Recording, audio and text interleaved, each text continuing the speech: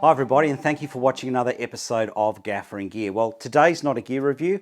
I just want to have a chat with you about something that concerns me. So I'm going to start off with an advisory first, or a safety sort of concern that I have. So if you're doing a shoot over several days and you're leaving your equipment set up overnight and unattended, my sincere advice to you is don't just go over to the lights and press the power button on the light to turn it off.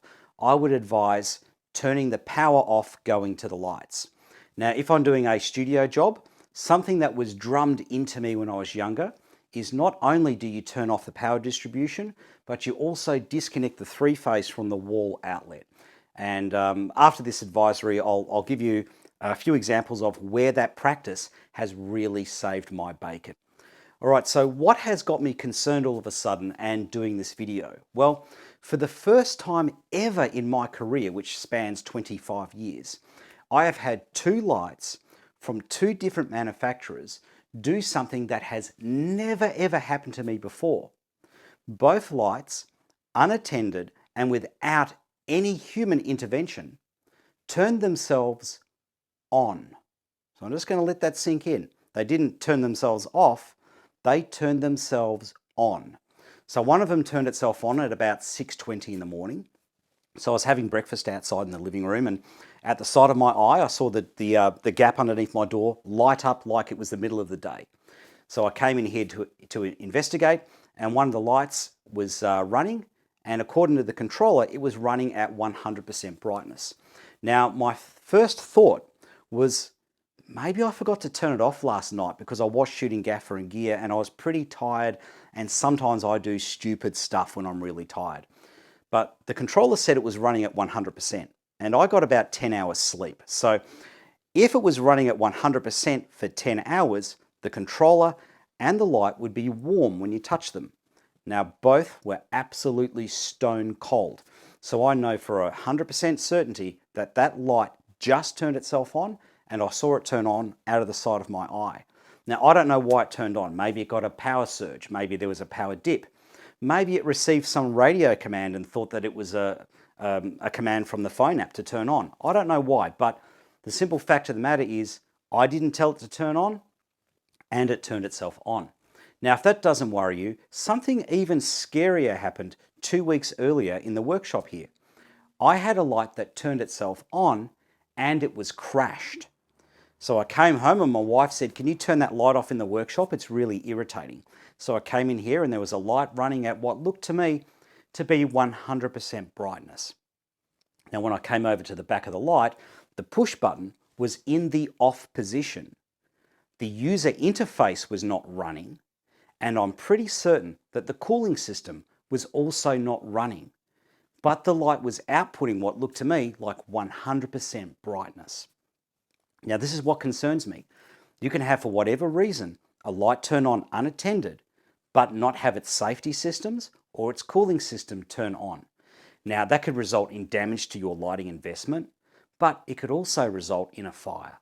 Now, the fact that I've had two lights from two different brands of manufacturers turn themselves on, and I've never ever had this happen before, makes me suspect that the problem is with my power utility company.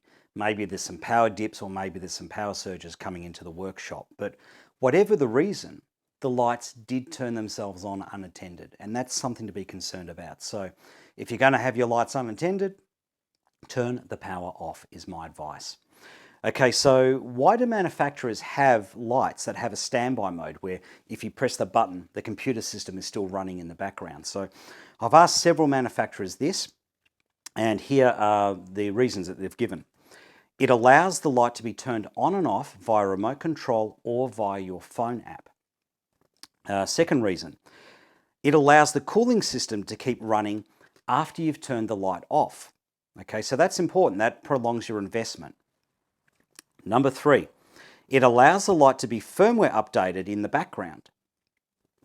Number 4, you can turn the lights on faster. You don't have to wait for them to go through an entire boot up process. Number 5, a lot of these smaller circular switches have an IP rating, so they're already waterproof, and they don't rely on a rubber cover that can be damaged. Number 6, you can program in parameters to avoid things like an inrush current. Now that's something that's very important as the LED lights get bigger. Number 7, the buttons have a slim profile, so they can't accidentally be smashed off one of your lights in transport. And the 8th reason that I've been given is to do with battery management. So if you've got a light with a built-in battery, the computer system is monitoring that battery, particularly if you go to put it on charge. All right, so as a youngster, it was always drummed into me that at the end of the day in the studio, we don't just turn the power distribution off, we physically disconnect the power from the outlet on the studio wall. So here's a few stories as to how that saved my bacon. Well, one day we came back to the studio to start shooting the next morning, and there had been a car crash out the front, and the car hit a power pole and snapped the power pole at the base.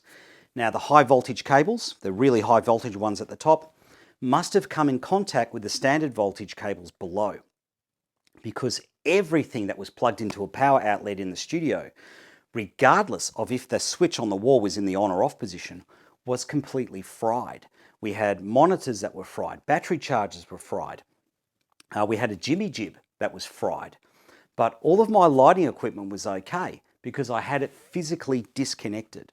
So what happened there was, even though the switches were in the off position, the voltage was high enough to jump across the switch, but that didn't affect me because I was disconnected. Now here's another scenario for you. If I walk into the studio and my 3-phase is plugged in, and I definitely disconnected it the night before, I know that somebody is messing around with my power distribution, and my first priority is to find what's been plugged in. Now in a separate incident, we had a big storm come through Melbourne, and the studio that we were working in, the drainage system and the roof couldn't cope with the amount of water. So we came in the next day and there was 2 inches of water all over the floor. But because I had the power turned off and disconnected, it wasn't an electrical issue. All right, take care everyone. See you on the next episode of Gaffer Gear.